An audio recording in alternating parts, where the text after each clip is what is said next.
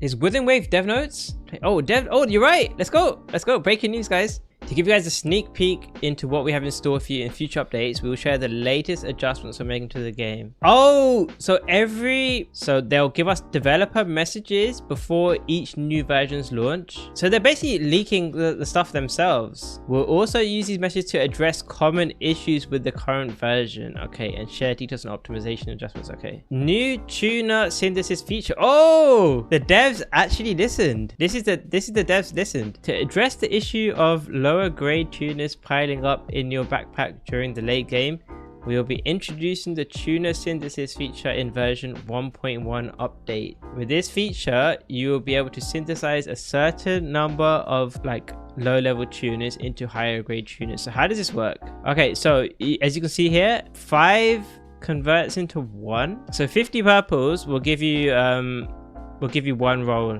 which is a bit that is a bit high. How much of these do people have on average? Like 500 or something? 10 rolls? Oh yeah, 1k. Okay. I guess you actually can get purple tuners from and purple and blue tuners from the hologram stuff. But holograms also one-time use as well. Do we really get much income of these? Yeah, you get it from exploration and treasures, yeah, but those are one-time only. So it's not actually an insane income for these. It's kind of just like we'll get a bunch now. We'll get like 10-20 extra rolls now. Okay, let's move on to the next one. So number 2, increased Union EXP reward for unlocking new echo entries to the leveling experience and unlock the late game content earlier for all players. Retrospectively will give us some extra ones. Okay, if you're level 20 in your databank, you probably get a bunch of extra XP. I don't know how high this will be though. Maybe this will automatically zoom us all to Union level 50 on the 1.1 release. Number 3, higher cost range for echoes rewarded for activity points. We've heard your feedback about the high variability in the cost range of echo rewarded by gaining required activity points in the guidebook. To improve your experience, we have removed cost 1 echoes from the activity points reward pool. So this is the dailies, right? So the dailies you only get 3 to 4 cost. I mean, is this a big deal? It's small quality of life, I guess. Databank level capped will be raised to 21.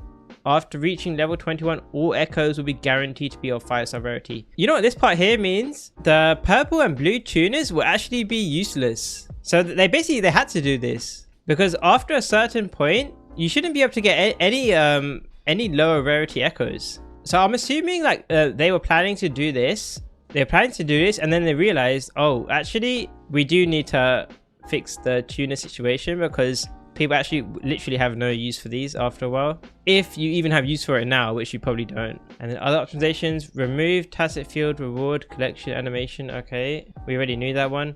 Lowered shell credit costs for echo leveling. That's actually quite a big deal because from my experience, I know a lot of content creators are actually struggling with shell credits just because they pump too much stuff into echo farming and echo leveling. They're forgetting to actually level your characters and their fortes and stuff like that, so it actually becomes expensive. Simplify the cruise ring challenge. I actually like this. I don't know why they're making it easier. I actually like that.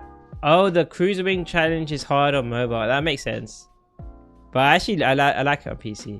New depths of elusive realm content. In version 1.1, we'll be introducing a new depth of elusive realm event.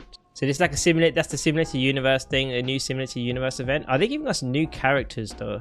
I don't know if they're giving us new characters or not, but they don't specifically state they're giving us new characters to play. Increased convene item version exchange limit. So this is just confirming that they're resetting the extra pulls that you get, 7 of each. Wait, wasn't it 6 of each? 6, 12, 18. So don't we get 3 extra pulls? Because people were complaining that in Genshin and Star Rail you get it resets every month. So in Genshin and Star Rail you get 10 pulls every month, whereas this now every 6 weeks you get 21. Now, are there any mathematicians in the chat? Which game actually gives you more pulls? 21 divided by 15. Am I correct?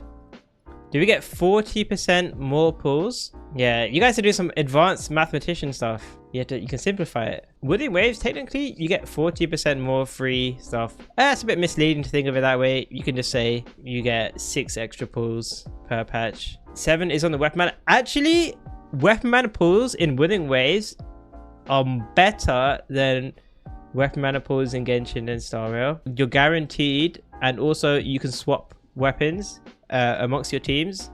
Okay, here we go. So number 4, preview of other special events besides the optimization tweaks I mentioned above. Okay, we're getting a 7-day login event. Okay, I wonder if this gives us standard pulls, because people are complaining that there doesn't seem to be a lot of standard pulls on a per patch basis. But maybe if they're always going to give us like login events, and login events give us standard pulls, then that would help the standard pull income. So some more events. The leveling material double drop event. I'm assuming that's Forte's double drop, which is very cool. And then Echo double drop event again as well. So I wonder if, like, for all the complaints about the Echo system, the amount of Echoes that we can level, I wonder if they're just going to give us a double drop event every patch rather than actually buffing the Echoes. It's like an indirect buff. And map exploration stuff. They've added layers for maps. Okay, that's very useful. When we got this in Genshin, that was very helpful. So yeah, it's quite cool that they're already doing it in Wuthering Waves. New area quest progress. After the version 1.0 update, you'll be able to track your progress on exploration quests for the current area. Oh, you can see all the quests. So I guess this helps you make sure that you've done all the quests available to you. So if you haven't done them, it'll show that, okay, you haven't done these ones. That's quite useful, because it is, I did find it's quite annoying, like trying to keep track of all the different quests. Sometimes you have to teleport to certain areas just to see if there is a quest available. And then number 3, okay, this is very good. Expanded detection range for the loot mapper. So although the loot mapper has a nice range, I still found it kind of a bit small and it kind of annoying to use. So that's very nice. I mean, I've got like 99%, 96% in a bunch of different areas.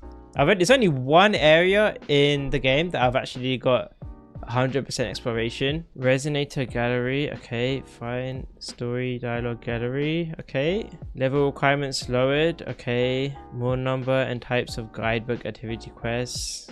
Then increase the variety of days. Okay, that's fine. Although I do enjoy that the main daily in Wuthering Waves is just to kill some tacit enemies, TDs. Because then it's very easy to do the daily. So if they complicate and they make you do like some long quests instead, that could get annoying. New combat style tags. This will help you understand. This is good for new players. So support and healer, main damage dealer, burst damage dealer, basic attack, heavy attack. This is like Honkai Impact 3rd.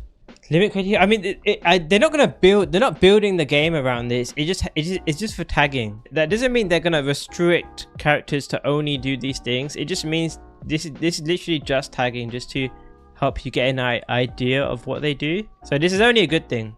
There's nothing bad about that. Yeah, attraction, I guess, is grouping. Deacceleration, maybe that's slow or something. Vibration, that's knockback. There's some interesting stuff here. Not even this casual. I mean, for someone like, for me, if they're like, if they announce like a new character and then they immediately give some tags, even if you're like a hardcore player, it's easier to quickly understand. So it's really good for beginner players, but it's still very useful to quickly understand characters, even if you've been playing the game a while. Chat sim style, controller mode, interaction optimizations. Oh, I actually do know some people are having issues playing on the controller.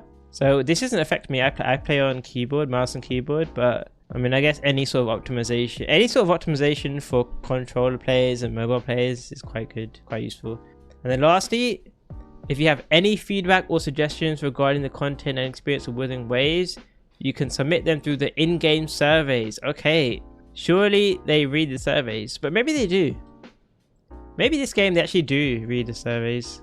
We are committed to continuously improving the game and providing you with the best experience possible.